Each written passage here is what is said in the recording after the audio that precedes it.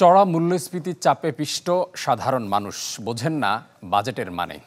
উল্টো এই শব্দটা তাদের সামনে হাজির হয় দাম বৃদ্ধির নতুন আতঙ্ক নিয়ে। তাই আসছে বাজেটে সেই ধারণা বদলে যে কোনো মূল্যে স্বস্তি চান তারা। বিশেষজ্ঞরা মনে করেন এই উদ্যোগ নেওয়ার সুযোগ আছে করহার সমন্বয়ের মাধ্যমেও। রাকিব হোসেনের রিপোর্ট, ছবি তুলেছেন সাজিদুল আলম তুহিন। বরগুনা থেকে ঢাকায় এসে ভাগ্য বদলানোর প্রাণান্ত চেষ্টায় মোহাম্মদ নিজাম। কিন্তু দিনরাত খেটে যতটুকু আয় বাড়াতে পারছেন তার পুরোটাই খেয়ে দিচ্ছে জিনিসপত্রের চড়া দাম।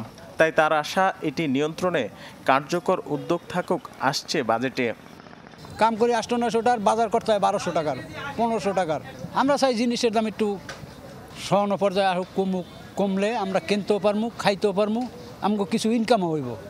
গেল কয়েক বছরে টাকার দরপতন আর আন্তর্জাতিক বাজারের অজুহাতে দাম বেড়েছে সবগুলো নিত্যপণ্যের। তবে আরেক বড় কারণ বিভিন্ন পর্যায়ে উচ্চ শুল্ক হার। যেমন 167 টাকার প্রতি লিটার বোতলজাত সয়াবিনে কর 21 টাকা, 1 কেজি চিনিতে 42, আদা রসুনে তা 15 থেকে 18 টাকা পর্যন্ত, যার পুরোটা চাপে ভোক্তার কাঁধে। তাই এই হারে ছাড় দিয়ে দাম কমানোর দাবি রয়েছে বহুদিনের। মুদ্রাস্ফীতি মানুষের কষ্ট বাড়ায়। সাধারণ মানুষ যেসব পণ্য ব্যবহার করে এবং অতি প্রয়োজনীয় পণ্যের উপরে কোনো কর না থাকাই যৌক্তিক। বছর দুয়েক ধরে চলা প্রায় 10% মূল্যস্ফীতি নিয়ন্ত্রণেই নিত্যপণ্যে কর ছাড়ের প্রস্তাব আসে বিভিন্ন মহল থেকে। অর্থনীতিবিদরা মনে করেন এই সূচক নিয়ন্ত্রণে নেওয়া উদ্যোগ ব্যর্থ হয়েছে সদিচ্ছা আর ব্যবস্থাপনার অভাবে। কারো মতে আরেক বড় কারণ আর্থিক ও মুদ্রানীতি সমান্তরালে কাজ না করা। এমন অবস্থায় কর হার যৌক্তিক করার পাশাপাশি পরামর্শ দেওয়া হচ্ছে বাজার ব্যবস্থাপনার।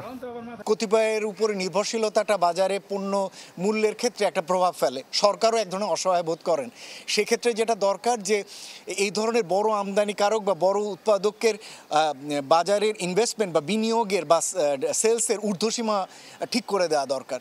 তাতে যেটা হবে যে যখনই ঊর্ধ্বসীমা নির্ধারিত হবে তখনই ক্ষুদ্র মাঝারি অনেক ধরনের সাপ্লায়ার, ডিস্ট্রিবিউটর, আমদানিকারক সেটার সাথে জড়িত হবার সুযোগ পাবেন। রাজস্ব আয়ের অন্যতম উৎস আমদানি শুল্ক হলেও বিশেষজ্ঞরা মনে করেন কঠিন সময়ে ছাড় দেওয়ার মানসিকতা দেখাতে হবে সরকারকে। রাকিব হোসেন, চ্যানেল 24, ঢাকা।